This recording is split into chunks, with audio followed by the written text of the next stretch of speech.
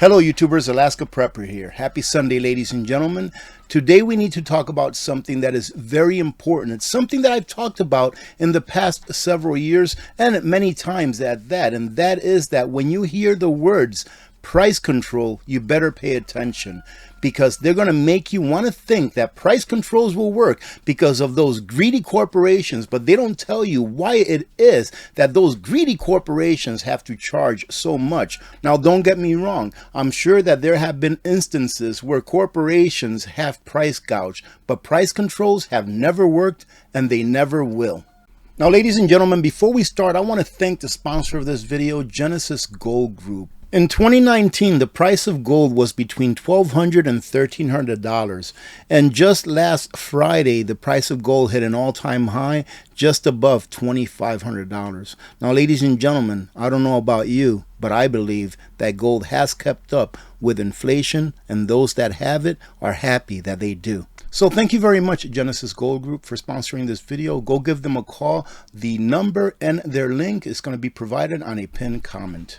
But AP, I can't afford gold or silver. Well, ladies and gentlemen, the first steps in getting prepared are getting those things stocked up that you normally use on a daily basis. But let me ask you one thing. You don't have to roll over an IRA or spend $10,000 on gold and silver only because you're doing it with one of the companies that I promote or any other company. Let's put that aside. You see what this is right here? This is about a pizza dinner. So can you give up one pizza dinner a month? And if you can't even afford a pizza dinner, ladies and gentlemen, but you do have a full pantry and you have all of those preparations in order for you to maintain your standard of living during a long-term crisis, then can you go and do something on the side in order to be able to afford maybe one quarter a week? One of these quarters is about $4, $5 each, depending on who you buy them from. And guess what? At the end of a year, if you do it every week, you're going to have 52 quarters. If you are consistent and you dollar cost average into silver. Anyone can do it as long as you want to do it. Now let's talk about why it is that the presidential candidate wants to go ahead and implement price controls as one of their policies if they get elected. Proposed price controls may lead to communism, mass starvation, and the end of America. And yes, it can lead to communism. That's not being hyperbolic, ladies and gentlemen. One of the presidential candidates has unveiled her plan for price controls if she is elected. Her argument has been evil capitalism and corporations for rampant inflation, despite the reality, ladies and gentlemen, that it's all reckless government spending under this administration. And I would say that it's been under every administration all the way back to like the Reagan years. It's not just one party, it's the system. Unless we continue to make debt out of thin air, the system will collapse. And the only way that the government can be over control of the people is if they continue this same system of fiat currency. Once the government has to abide by sound money or gold or silver or a commodities-based back currency, they will be limited as to what they can do. And then we, the people, will have the power once again. But I digress. On Saturday morning, Elon Musk reposted one food industry insider's step-by-step summary of what would happen if economic price control plan is implemented.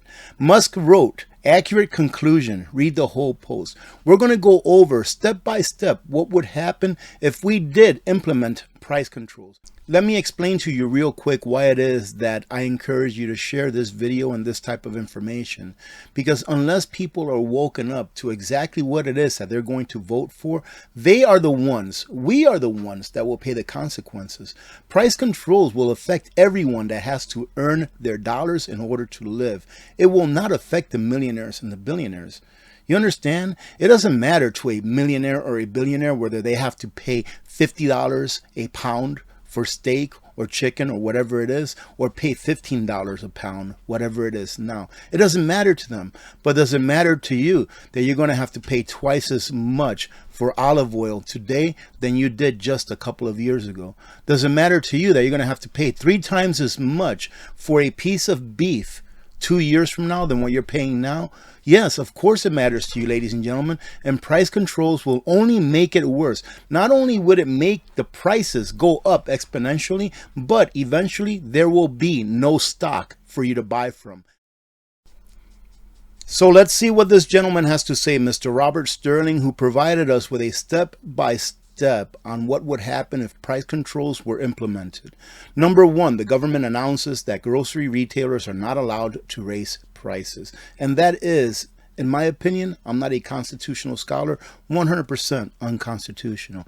Number two, grocery stores, which operate on a 1 or 2% net margin, can't survive if their suppliers raise prices. So the government announces that food producers like Kraft, Heinz, Conagra, Tyson, Hormel, etc. also are not allowed to raise prices. Number three, not all grocery stores are created equal. Stores in lower income areas make less money than those in higher income areas.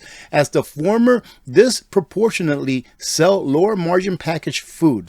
Food deserts in rural areas and in low income urban areas alike become worse. What did I tell you? That it's going to affect first and foremost the working class.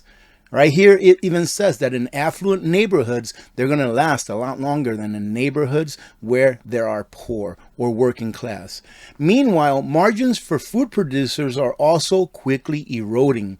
Their primary costs for ingredients, energy, and labor, input costs, aren't fixed, and their shrinking gross profits leave less cash for flow available to cover overhead, to maintain their facilities, and reinvest in additional production capacity. And all of these reinvestments that they're not able to make, guess what? It puts people out of work that would have normally done that job. Look, we're only into number 4, ladies and gentlemen, and look at how messed up the system already is. Number 5, grocery chains which have finite shelf space start to repurpose their stores to sell more non-price controlled items, everything from nutrition supplements to kitchenware to apparel, and less price controlled food products. Your local Kroger or Safeway starts to look and feel more like a Walmart, and they do this because they merely want to survive. Food producers stop making products with lower margins. Grocery chains start competing with each other to secure inventory. Since they can't compete by offering stronger prices, they compete on things like payment terms. Number 7, small grocery chains start to shut down entirely or get sold to larger chains like Kroger. In addition to not being able to cover fixed costs, a major reason for this is because they can no longer reliably secure the delivery of products due to producers prioritizing sales to larger customers, which are able to leverage their stronger balance sheets to offer superior payment terms. Number 8, smaller food producers, which typically sell via distributors rather than directly to grocery chains, start to go out of business because these producers have an additional step in their value chains and because they have lower volumes over which to spread fixed costs. Their cost structure is inherently disadvantaged compared to major food producers. When grocery stores aren't able to raise prices, cutting product costs becomes all the more important. And deprioritizing purchases from smaller producers is an easy way to do so. As supply chains break down, lines start to form outside grocery stores every morning. They're looking for stuff. Hopefully they'll have flour this week. They had butter last week. They don't have it this week, but hopefully this week they'll have flour so we can make some biscuits, etc. Cities assign police officers to patrol store parking lots, and food producers draft contingency plans to assign armed escorts to delivery trucks. Now remember, this is from an insider.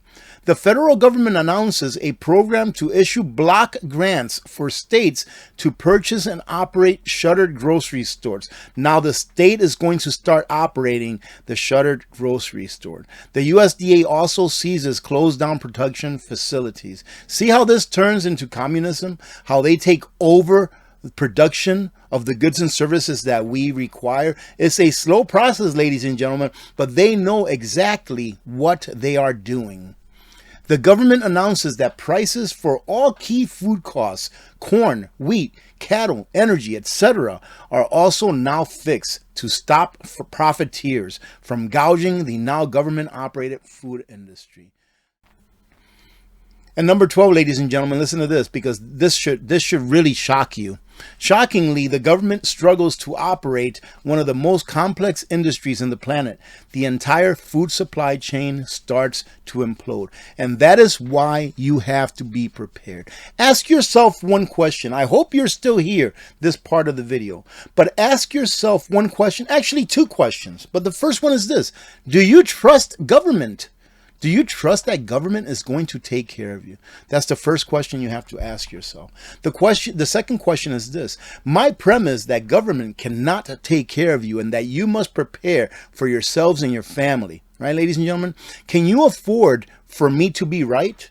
That government can't take care of you and that you must prepare for you and your family? You can afford for me to be wrong. On everything that I'm saying here, on everything that I'm reading, on everything that I'm agreeing with, you can afford 100% for me to be wrong. Because life will just go on great, right? There won't be any more inflation. There won't be any shortages of anything. You'll never be in need of anything because the government's always going to take care of you. But the main question is this: can you afford for me to be right? Government cannot take care of you, at least not everyone. I mean, government takes care of those few that they want to take care of. Remember, during the health crisis, all of those stores that stayed open, because that little bug thing that was going around, it didn't go in those stores, but it went in all of the mom and pop shops, right? It went in all of those little shops. So the government is really going to take care of you. Anyways, ladies and gentlemen, let's finish it off with 13.